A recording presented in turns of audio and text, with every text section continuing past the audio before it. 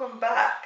So I've really wanted to get a pod machine ever since they first come out. For my first one, I wanted to find one under $100 and I wanted to make sure the capsules were easy to get.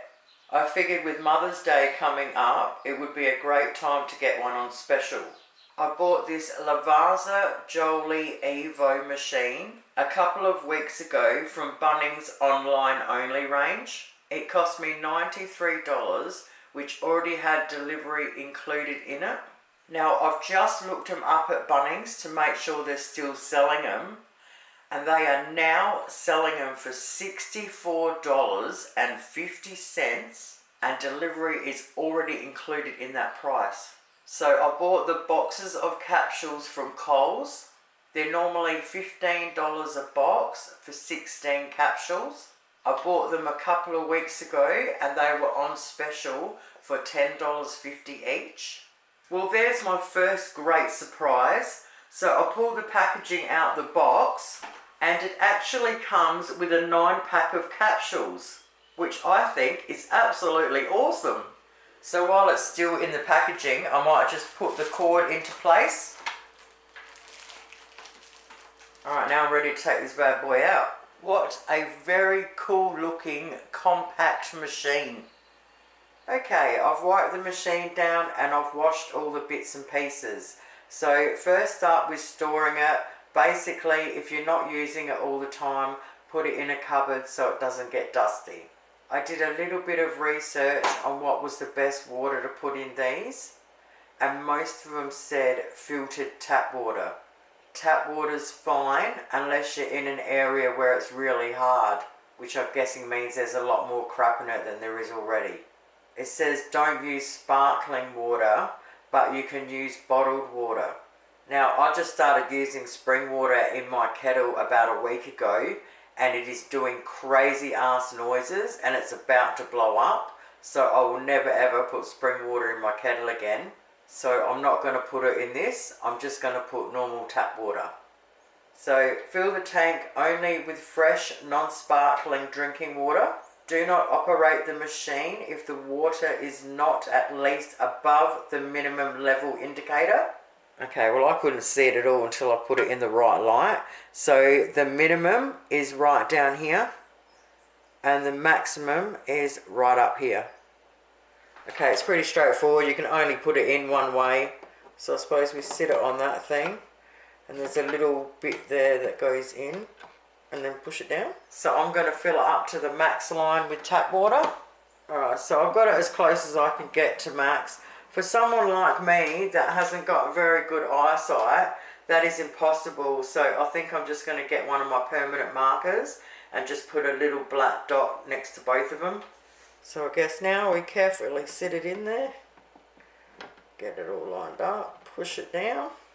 Alright, the camera wigged out, I don't know what happened there. Okay, so now we've got it in, we put the lid on, hopefully you've seen that part. And we are done. So the pod dispenser comes in 2 pieces. So I've given them both a wash. So we just sit that back into there and slide it into the machine.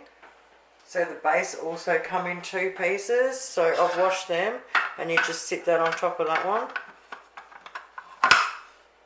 And then if you want it in there for your short coffees, it just sits in there. But I don't want short coffees, I want long. So if you can see the shape here on the top of the machine, it's the exact shape of the pod. So it's impossible to put it in the wrong way. I love that. Okay, so I've just opened the box of pods that come with the machine and I'm absolutely shocked. They come with one of every flavour that they make, so you can test them all out before you buy a box. Now I just hope I like the boxes I bought. If I actually knew, I didn't even pay attention at all, because you know, I'm buying stuff online, I can't read small stuff. And then times like this, it's like, surprise, and it's a good one. Like you go down the shop to buy a heap of stuff and you come home and it's all light or plant-based or something like that, but you couldn't see all of that. So these 2 are the 2 from the boxes that I bought. But that is really great to know. You don't have to worry about rushing out and getting the coffee. You can kick back and enjoy one of all of them and find out what one you really like. I mean, that is absolutely clever. So I've got 2 glass mugs here, both the Anko brand, and I've got them in sets from Kmart. Now the double walled one, I don't really like it because it's really slippery on there, and we don't want that with boiling water. Now the nice big tall heavy ones fit in beautifully and they're nice and safe, so I absolutely love them. So this camera is not liking the black and it's making the picture stupid, so I'll just put it in this angle and hopefully we'll be okay. So for the very first time we have to run a whole container of water through the machine before we start making coffee. So I'll turn it on at the wall. It says to push the button at the top once. So it says press the button to switch the machine on and wait until the button remains on to steady white light, which it did pretty much almost straight away. Press the button to start delivering at least 1 tank full of water and press it again to stop delivering. Alright, so I'll press it.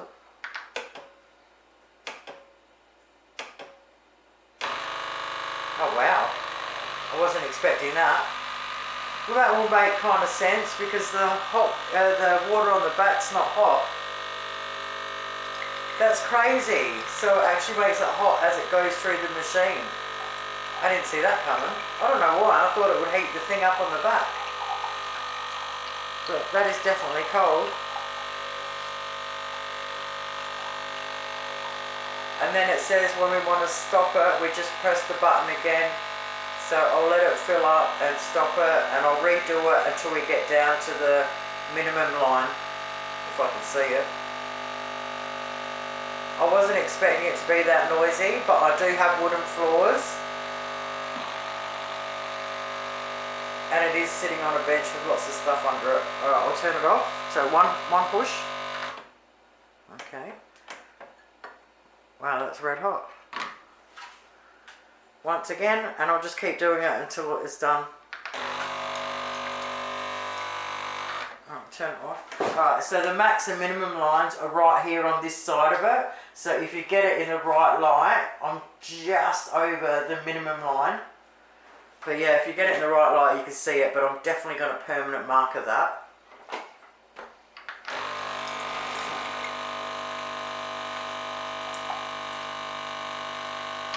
Alright, I'm exactly on the minimum line.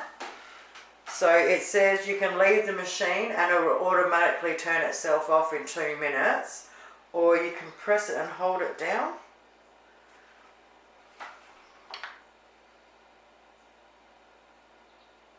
Until the light goes off, and now we've got the machine off. So the first one we're going to test out is the Espresso Intenso, full-bodied with spicy notes.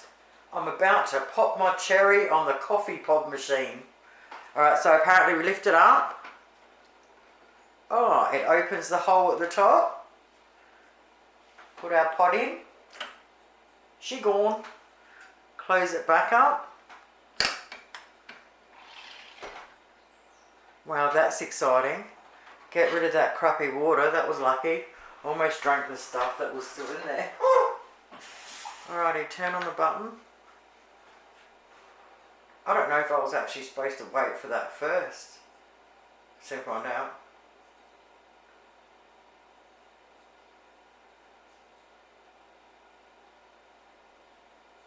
I think I should have turned it on and waited for it to stop flashing before I put the pot in. Alright, well I've done it anyway, let's see. I hell wasn't expecting it to be that loud. Oh my gosh!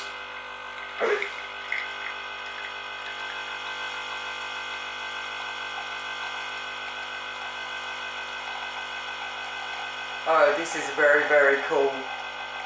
It's still really, really dark. So it's really dark the bottom half, and then it's a medium dark. And you've got this beautiful frothy stuff going on top. Oh, there you go. It stops itself at a long cut. I wonder how you make it a short cut then. Just turn it off. Yeah, it doesn't say anything about different settings. It just says leave it on or turn it off when desired. So I suppose if you want a short black, you just turn it off halfway through. Okay, if you like strong coffee, you're gonna love this one. Now, I didn't think I could have just pressed the button and kept going. So even though I've got the almond milk in there, I might try that anyway. So I've been dicking around for 2 minutes and it's turned itself off. Okay, stop flashing. Alright. Now I'll give that a go. So that for me is a lot nicer. So now we're going to try the Rossa. I picked this one because it's got notes of chocolate. Alright, let's go.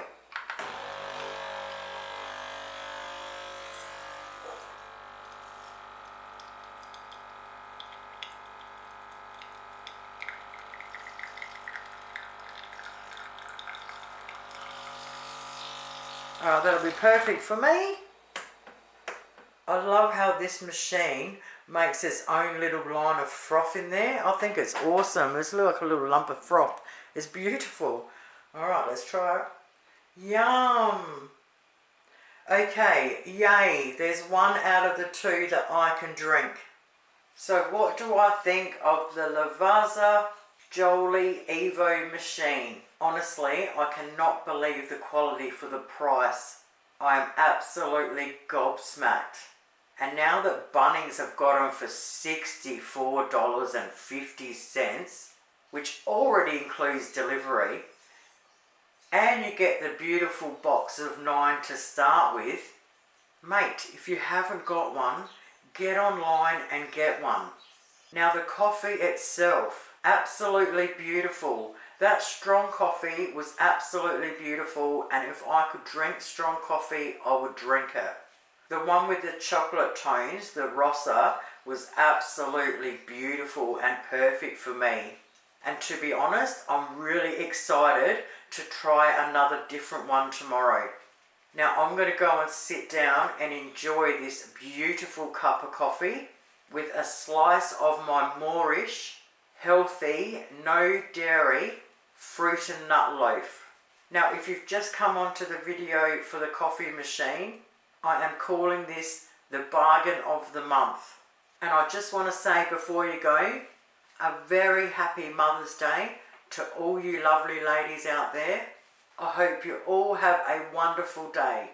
Now for anyone that's interested in sticking around, we are now going to make this Moorish dairy-free fruit and nut loaf. This loaf is completely dairy-free and sugar-free. So we're only going to be using natural sugar, and mate, it tastes absolutely awesome. Now the first thing we need to do is get a log tin. So I'm using my good old Lurpak tin. It is roughly 22 centimeters by 11 centimeters. So get something close to that size, and then we want to line it with baking paper and set it aside. I will write the recipe down below the video in the description as always. So first up, for the dried fruit, you can use any dried fruit you want. You want 1 cup of it, and then you want to chop it up.